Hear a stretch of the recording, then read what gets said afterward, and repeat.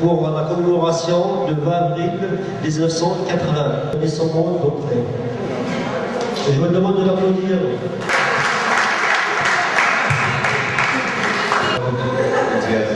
Moi, j'ai pas grand-chose à vous dire. Il est là, M. Couteau, témoin de Printemps Berbère. Il a vécu. À l'époque, il était étudiant universitaire. Alors, je pense que moi, ce que j'aimerais bien maintenant remercier déjà notre maire qui nous a facilité toujours la tâche. Sans oublier notre correspondant à République Nord, M. Maxon, qui est toujours avec nous. Remercie nous associations franco-berbères qui nous ont donné un coup de main dans la région, la CFDBN de Norway. La SUC vous avez découvert avec nous, de Johan, sans oublier les chardonnays de Lorraine qui nous ont habitués toujours et je les attends aussi. Espérons passer une belle soirée. À plus.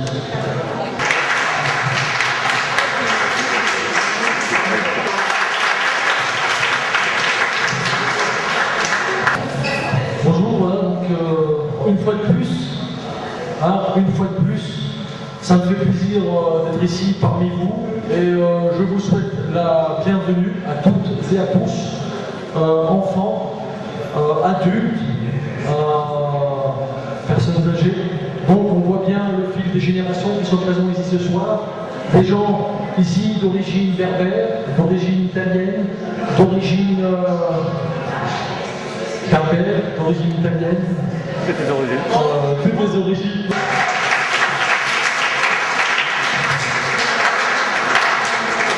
Merci, maintenant Je voudrais juste un petit peu l'attention, ça ne va pas durer longtemps, c'est juste un message que je voudrais faire passer. Donc je suis effectivement président de la coordination des franco-berbères à Longwy.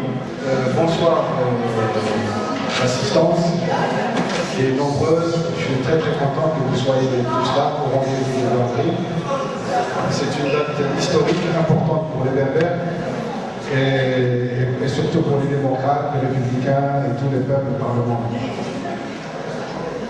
C'est un honneur que vous me donnez, que vous m'offrez, vous, les gens de l'association Berbère de Mayenne, et un honneur aussi grand que le maire de Mayenne soit présent. Mayenne est une ville historique, une ville qui a connu un brassage de peuples, de cultures, et qui a regroupé toutes les énergies pour un travail qui a fait de la France ce qu'elle est maintenant. Culturelle à la maison de culture des Tizi-Ouzou. Je n'étais pas étudiant, mais j'avais fini mes études. Et j'habitais la nouvelle ville, dans la tour B. La nouvelle ville, c'est une partie de Tizi-Ouzou qui se trouve vers le nord pour ceux qui ne connaissent pas. Le printemps berbère, ou Tafsou Imaziren, c'est la réponse des étudiants à la tragédie de l'histoire collective. Vécu dans la douleur, dans la gêne et dans la mélancolie. Néanmoins, sans se plier au dictat, le peuple à l'histoire glorieuse, réduit en une multitude de peuplades résiduelles. En gros, tous les jeunes qui ont vécu ce drame, ils avaient la tête haute, ils sont sortis dans la rue, ils ont bradé le pouvoir. Ils ont crié haut et fort leur amazérité. Ces manifestations, ces mobilisations, elles sont suivies par des lycéens, des écoliers, des employés, des entreprises, de l'hôpital Tizi-Ouzou, etc. C'était le 20 avril 1980, c'était l'occasion aux Berbères algériens, y compris les arabophones, de réfléchir sur le moyen. Et très profitable public. Pour ma part, j'ai quelques petits témoignages à faire à propos de ma ville. Aujourd'hui de cette culture. Et pourquoi? Parce que cette culture n'a pas été enseignée dans des écoles, donc que ce soit au Maghreb, là où on a une grande implantation berbère, mais toute cette culture a été transmise de bouche à l'oreille, et cela depuis 3000 ans. Et nous devons être fiers de cet exploit. De loin, je me souviens,